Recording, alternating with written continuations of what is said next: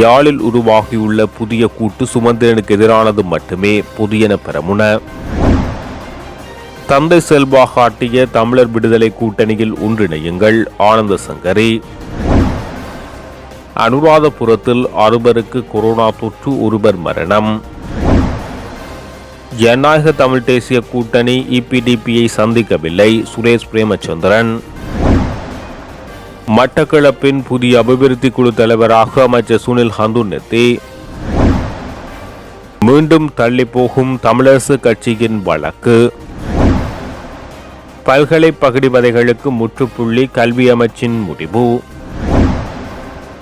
அரியாலை செம்மணி இந்து மயானத்தில் 3ஆம் நாள் 2ஆம் கட்ட அகழ்வு பணிகள்.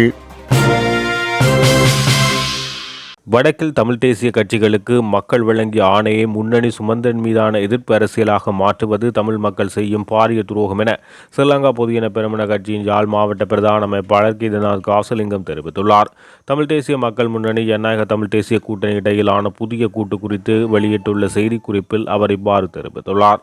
தெற்கில் அனைத்து தேசிய கட்சிகளும் இணைந்து அந்த பித்தலாட்ட அரசாங்கத்துக்கு எதிராக அணிதிரண்டு நிற்கும் போது தமிழ் தேசிய கட்சிகள் மட்டுமே ஓர் அணியில் சேர்ந்து செயல்பட முடியாது. 2025ஆம் ஆண்டின் உள்ளூராட்சி சபை தேர்தல் இதற்கு முன்னரான 2 தேர்தல்களின் மூலம் கற்றுக்கொண்ட பாடங்களின் வெளிப்பாடாக அமைந்ததுடன் மக்கள் தமது மேலான ஆணையை தமிழ் தேசிய கட்சிகளுக்கு வழங்கியிருந்தனர். மக்கள் வழங்கிய ஆணையின் அடிப்படையில் மக்களுக்கான சேவையினை செய்வதற்கு பதிலாக வாக்குகளை பெற்றுக்கொண்ட கட்சிகள் தனிப்பட்ட அரசியல் பகையை மட்டும் பிரதானப்படுத்தி செயற்படுவது தமிழ் மக்கள் வழங்கிய ஆணைக்கான பாரிய துரோகமாகும். குறிப்பாக அண்மையில் புதிதாக ஒப்பந்தம் கைச்சாத்திடப்பட்ட தமிழ் தேசிய மக்கள் முன்னணி ஜனநாயக தமிழ் தேசிய கூட்டணி இடையிலான புதிய கூட்டு கஜேந்திரகுமார் தலைமையிலான தமிழ் தேசிய மக்கள் முன்னணியினர் இதுவரை பேசி வந்த கொள்கைக்கு முற்றிலும் மாறான ஒன்று என்பதுடன் கஜேந்திரகுமார் தரப்புக்கு இருக்கும் திரு சுமந்திரன் மீதான அரசியல் காழ்ப்புணர்ச்சியை தீர்த்து கொள்ளும் ஒரு நடவடிக்கையாக மட்டுமே பார்க்க முடிகிறது.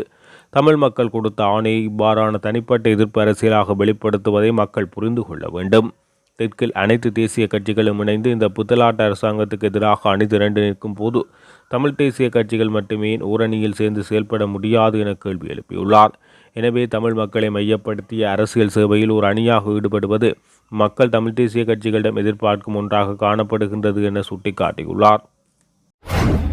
மே மாதத்தில் அனுராதபுரத்தில் 6 பேருக்கு கொரோனா தொற்று ஏற்பட்டுள்ளதாகவும் ஒரு கொரோனா மரணம் பதிவாகியுள்ளதாகவும் தொற்று நோயியல் நிபுணர் வைத்திய தேஜனா சோமதிலக தெரிவித்தார். அனுராதபுரம் போதனா மருத்துவமனையில் சிகிச்சை பெற்ற பின்னர் நோயாளிகள் தற்போது வீடு திரும்பியுள்ளனர். மேலும் அனுராதபுரம் சாலியபத்தையைச் சேர்ந்த 61 வயதுடைய ஒருவர் ஏப்ரல் மாதம் கொரோனா தொற்றால் பாதிக்கப்பட்டு உயிரிழந்ததாக வைத்தியர் தேஜனா சோமதிலக தெரிவித்தார். பாராளுமன்ற உறுப்பினர் தேசை ஜெயசேகர நேற்று குற்றப்புலனாய்வு துறையில் வாக்குமூலம் ஒன்றை வழங்கியுள்ளார் என்னும் விசாரணையின் விவரங்கள் வெளியாகவில்லை. கொழும்பு துறைமுகத்திலிருந்து 323 கொள்கலன்கள் சோதனையின்றி விடுவிக்கப்பட்டதாக கூறப்பட்ட குற்றச்சாட்டு மற்றும் ஜனாதிபதி நிதியத்திலிருந்து நிதியை பெற்றமை தொடர்பான வாக்குமூலத்துக்காகவே அவர் அழைக்கப்பட்டிருக்கலாம் என தகவல்கள் வெளியாகியுள்ளன. இதேவேளை வடமத்திய மாகாண சபைக்கு சொந்தமான BMW கார் 5 மில்லியன் ரூபாய்களுக்கும் குறைவாக விற்கப்பட்டதாக முன்னர் கூறியமை தொடர்பில் எதிர்க்கட்சி பாராளுமன்ற உறுப்பினர் தேசை ஜெயசேகர மன்னிப்பும் கோரியமை குறிப்பிடத்தக்கது. ஜனநாயக தமிழ் தேசிய கூட்டணி மற்றும் ஈழமக்கள் ஜனநாயக சந்திப்பு இடம்பெறவில்லை என ஜனநாயக தமிழ் தேசிய கூட்டணியின் ஊடக பேச்சாளர் சுரேஷ் பிரேமச்சந்திரன் தெரிவித்தார். நேற்று இடம்பெற்ற ஊடகவியலாளர் சந்திப்பில் அவர் இதனை தெரிவித்தார். அவர் மேலும் தொடர்ந்து கருத்து தெரிவிக்கையில், நானும் நீங்கள் சொன்னது போன்று பத்திரிகையில் செய்தி பார்த்தேன், தலைப்பு செய்தி பார்த்தேன். அந்த செய்தியை போடுவதற்கு முன்பு அதில் உள்ள சரிப்பிள்ளைகளை அந்த பத்திரிகையினுடைய ஆசிரியர் எங்களுடன் ஆலோசித்ததாக நான் அறியவில்லை. ஆகவே அவர் எங்கிருந்து அந்த செய்தியை எடுத்து போட்டார் என்பது அவருக்குத்தான் வெளிச்சமானது. ஆகவே அந்த செய்தியுடன் எங்களை தொடர்பு படுத்தி அதற்கான படங்களும் போடப்பட்டிருந்தது. ஆனால் நான் அறிந்த வரையில் அவ்வாறான சந்திப்புகள் எதுவும் இன்று நடைபெறவும் இல்லை. இதற்கு முன்பாகவும் அவ்வாறான சந்திப்புகள் எதுவும் நடைபெற்றதாகவும் நான் அறியவும் இல்லை. ஆகவே இன்று அது ஒரு பரபரப்பான ஒரு பேச்சாக இப்போ இவ்வாறான ஒரு நிகழ்வு நடக்க இருக்கிறது என்று உங்களை போன்ற பத்திரிகையாளர்கள் கூறுவதனூடாகத்தான் நான் அந்த விஷயங்களை அறிந்து கொண்டிருக்கின்றேன். அவை சில சமயம் ஒரு பரபரப்பான செய்திகள் என்பது எல்லோருக்கும் தேவையானதாக இருக்கும் என்று கருதி அந்த செய்தி வந்தது எனக்கு தெரியாது. ஆனால் இன்று அவ்வாறான இந்த சந்திப்புகளும் நடைபெறவில்லை. ஆட்சி அமைக்கின்ற விடயத்திலே எவ்வாறான நகர்வுகள் தற்போது முன்னெடுக்கப்பட்டிருக்கிறது? நாங்கள் ஏற்கனவே மிக தெளிவாக நாங்கள் கூறியிருக்கின்றோம். என்னென்று சொல்லிக்கொள்வது, ஒரு ஜனநாயக ரீதியாக இப்பொழுது ஜனநாயக தமிழ் தேசிய கூட்டணியும் தமிழ் தேசிய பேரவையும் ஒன்றான ஒரு ஒரு ஒருமித்த முடிவுகளுக்கு வந்திருக்கிறார்கள், ஒரு புரிந்துணர்வு ஒப்பந்தத்தை செய்திருக்கிறார்கள். ஆகவே இயலக்கூடிய இடங்களில் ஆட்சி அமைப்பதற்கான ஏற்பாட்டை அவர்கள் தங்களுக்குள் பேசியிருக்கிறார்கள். அதே போல் எல்லா இடங்களிலும் அவர்கள் அந்த தாங்கள் மாத்திரம்தான் ஆட்சி அமைக்க வேண்டும் என்ற ஒரு நிலையில் நிச்சயமாக இல்லை. பல இடங்களில் தமிழரசு கட்சி பெரும்பான்மையை கொண்டிருக்கிறது. ஆகவே அவர்கள் ஆட்சி அமைக்கக்கூடிய இடங்களில் அவர்கள் ஆட்சி அமைப்பார்கள். நாங்கள் கூட்டாக ஆட்சி அமைக்கக்கூடிய இடங்களில் நாங்கள் கூட்டாக ஆட்சி அமைப்போம். ஆகவே என்னை பொறுத்தவரையில் அது ஒரு பாரிய ஒரு பிரச்சனையாக எனக்கு தோன்றவில்லை. ஆகவே அந்த வகையில் அந்த ஆட்சி அமைப்பது என்று சொன்ன விடயங்கள் எம்மை பொறுத்தவரையில் நாம் இப்பொழுது ஒரு புரிந்துணர்வு ஒப்பந்தத்தின் கீழ் ஐக்கியப்பட்டு செயற்படுகிறோம் என்ற அடிப்படையில் நாங்கள் கூட்டாக எங்கெங்கே ஆட்சி அமைக்க முடியுமோ அங்கங்கே ஆட்சி அமைப்பதற்கான நடவடிக்கைகளை மேற்கொண்டு வருகிறோம். அதேபோல் பல இடங்களில் யாழ்ப்பாணத்திலும் சரி, வன்னியிலும் சரி, கிழக்கிலும் சரி தமிழரசு கட்சி பல இடங்களில் ஆட்சி அமைப்பதற்கான நிலவரங்கள் இருக்கிறது. ஆகவே அதற்கான வேலைகளை அவர்கள் செய்கின்றார்கள். அவ்வாறான சில இடங்களில் எங்களது உதவிகள் அவர்களுக்கு தேவைப்படுகின்ற பொழுது நிச்சயமாக அந்த உதவியை நாங்கள் அவர்களுக்கு கொடுக்கவும் தயாராகத்தான் இருக்கின்றோம். ஆகவே அதில் எங்களுக்கு எந்த விதமான மாற்று கருத்துக்களும் இல்லை. இலங்கை தமிழரசு கட்சியினுடைய பதில் பொதுச் செயலாளர் சுமந்திரனை எதிர்ப்பதற்காகத்தான் இவ்வளவு கூட்டுக்களும் வைக்கப்பட்டுள்ளது என்பது தொடர்பாக ஸ்ரீலங்கா பொதுஜன பெரமுனவின் யாழ் மாவட்ட அமைப்பாளர் கீத்நாத் காசிலிங்கம் அவர்கள் என்ற ஒரு கருத்தினை பொதுஜன பெரமுனவின் யாழ் மாவட்ட அமைப்பாளர் கீத்நாத் காசிலிங்கம் ஓகே ஊடகங்களுக்கு ஒரு இதை அனுப்பி வைத்திருக்கிறார். இதேவேளை இது தொடர்பிலான கருத்துக்கள் பரவலாகி வருகிறது. சுமந்திரனை எதிர்ப்பதற்கான கூட்டாயுது அல்லது தமிழ் தேசியத்துக்கான அது நீங்கள் அவர் சொல்லியிருக்கிறார் அதுக்கான கூட்டம் என்று சொல்லி அவருடைய என்னென்னு சொல்கிறது அவருடைய இன்டர்பிரிட்டேஷன் அவர் அப்படி வியாக்கியானப்படுத்துகிறார். எம்மை பொறுத்தவரையில் இந்த கூட்டு என்பது இந்த நாட்டில் தமிழ் மக்களுக்கான ஒரு சமஷ்டி அரசியல் முறையை உருவாக்குவதற்கான கூட்டு. இந்த கூட்டில் எம்மை பொறுத்தவரையில் தமிழ் தேசிய பரப்பில் இருக்கக்கூடிய கட்சிகளில் தமிழரசு கட்சியை தவிர்ந்த ஏனைய சகலரும் ஒன்றிணைந்திருக்கின்றார்கள். நாங்கள் எதிர்பார்க்கின்றோம் தமிழரசு கட்சியும் இதில் ஒன்றிணைய வேண்டும் என்று எதிர்பார்க்கின்றோம். நாங்கள் தமிழரசு கட்சி ஒன்றிணைய வேண்டும் எதிர்பார்க்கின்ற நேரத்தில் இது எவ்வாறு சுமந்திரனுக்கு எதிரானதாக இருக்கும் என்று கீத்நாத் என்பவர் உங்களுக்கு சொல்ல முடியும் என்பது எனக்கு தெரியவில்லை. அது நீங்கள் அவர்கிட்ட தான் அதுக்கான விளக்கத்தை கேட்க வேணும்.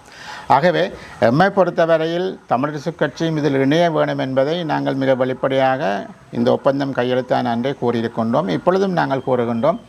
எமது முக்கியமான விடயம் என்பது யுத்தம் முடிந்து 15 வருஷங்களாகியும் தமிழ் மக்களுடைய தேசிய இன பிரச்சனை என்பது இன்னும் தீர்க்கப்படவில்லை என்பதுதான் முக்கியமான விடயம். அதனை தீர்ப்பதற்கு எந்தெந்த வழிமுறைகளில் நாங்கள் ஒத்துப்போக முடியும் என்கின்ற அடிப்படையில் இது எங்களுக்கு ஒரு சந்தர்ப்பமாக வாய்த்தது. பல பேர் ஒற்றுமையாக போவதற்கான ஒரு சூழல் ஏற்பட்டது. அந்த சூழலை நாங்கள் எல்லோரும் இணைந்து ஏற்படுத்தி இருக்கின்றோம். அதை இன்னும் பலமாக்குவதற்கு தமிழரசு கட்சியும் அதற்குள் வருகின்ற பொழுது நிச்சயமாக அது இன்னும் பலப்படும் என்று நாங்கள் எதிர்பார்க்கின்றோம். ஆகவே நாங்கள் அவ்வாறு சிந்திக்கின்ற பொழுது சுமந்திரனுக்கு எதிராக போர்க்கொடி உயர்த்த வேண்டிய தமிழரசு கட்சிக்குள் தான் அது அந்த பிரச்சனையை தவிர எங்களுக்கு அது பிரச்சனை கிடையாது. தமிழரசு கட்சிக்கு சுமந்திரன் தலைவராக இருக்கணுமா, ஸ்ரீதரன் தலைவராக இருக்கணுமா, அது அவர்களுடைய உள்வீட்டு பிரச்சனை. ஆகவே நாங்கள் அங்கு யார் தலைவராக இருந்தாலும் நாங்கள் அவர்களுடன் பேசப் போகின்றோம். அது எவர் தலைவராக இருந்தாலும் அந்த கட்சியுடன் நாங்கள் பேசத்தான் போகின்றோம். ஆகவே அதில் இப்பொழுது பதில் செயலாளராக சில பேர் இருக்கிறார்கள் என்பது உண்மையான விஷயம். ஆகவே அவர்கள் தங்களுக்குள் தங்களது பிரச்சனைகளை தீர்த்து கொள்வார்கள் என்று நாங்கள் எதிர்பார்க்கின்றோம். அதுக்கு எவ்வளவு காலம் எடுக்கும் என்பது அவர்களை பொறுத்த விடயம் என்று தான் நான் நம்புகின்றேன். ஆகவே நீங்கள் சொன்ன பொதுஜன பெரமுன சேர்ந்தவர்கள் எல்லாம் இதில் ஆலோசனைகள் அறிவுரைகள் கூறுவதெல்லாம் அவ்வளவு அர்த்த புஷ்டியான விஷயமாக எனக்கு தெரியவில்லை. மட்டக்களப்பின் புதிய அபிவிருத்தி குழு தலைவராக தேசிய மக்கள் சக்தி அரசின் அமைச்சர் மாத்தறையைச் சேர்ந்த சுனில் ஹந்துனெத்தி நியமிக்கப்பட்டுள்ளார். இந்த நிலையில் அவர் தலைமையில் எதிர்வரும் 11ஆம் தேதி மட்டக்களப்பில் மாவட்ட அபிவிருத்தி குழு கூட்டம் நடைபெறவுள்ளது. அந்த அபிவிருத்தி குழு கூட்டத்துக்கு முன்னோடியான ஒரு சந்திப்பு ஒன்று பாராளுமன்ற வளாகத்தில் மட்டக்களப்பு பாராளுமன்ற உறுப்பினர்கள், அரசாங்க அதிபர் மற்றும் பிரதேச செயலர்கள் சகிதம் இடம்பெற்றது. இதன்போது மட்டக்களப்பு மாவட்டம் தொடர்பான அபிவிருத்தி உள்ளிட்ட பல விடயங்கள் குறித்து கலந்துரையாடப்பட்டது.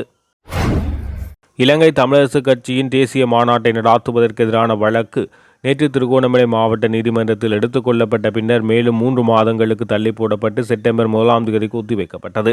இந்த வழக்கின் எதிராளிகளில் ஒருவராக இருந்த தமிழரசு கட்சியின் தலைவர் மாவி சேனாதிராசா அந்த பதவியிலிருந்து விலகிய நிலையில் காலமாகிவிட்டார். அவரது இடத்துக்கு மற்றுமொரு எதிராளியாக கட்சியின் தற்போதைய தலைவர் CVK சிவஞானத்தை பதிலீடு செய்வதற்கான அனுமதியை நீதிமன்றம் வழங்கியதோடு அடுத்த வழக்கு தவணைக்கு அவருக்கு நோட்டீஸ் அனுப்பவும் உத்தரவிட்டது.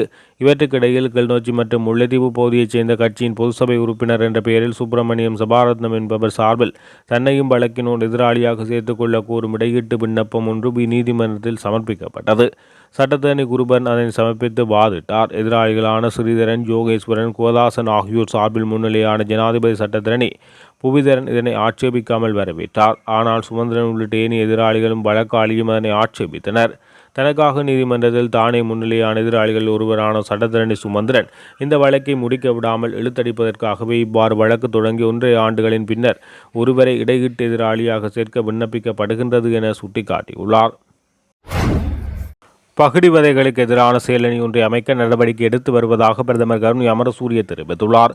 இந்த விடயத்தை பாராளுமன்றத்தில் உரையாற்றும் போது அவர் குறிப்பிட்டுள்ளார். இது தொடர்பில் அவர் மேலும் சுட்டிக்காட்டுகையில் 1978 16ஆம் இலக்க பல்கலைக்கழக சட்டத்தின் கீழ் நாட்டில் அமைந்துள்ள 17 பல்கலைக்கழகங்களில் எந்த பல்கலைக்கழகத்திலும் பகுடிவதைகள் தடை சட்டத்தின் கீழ் 5 வருடங்களில் எவ்வித வழக்கும் தொடரப்படவில்லை.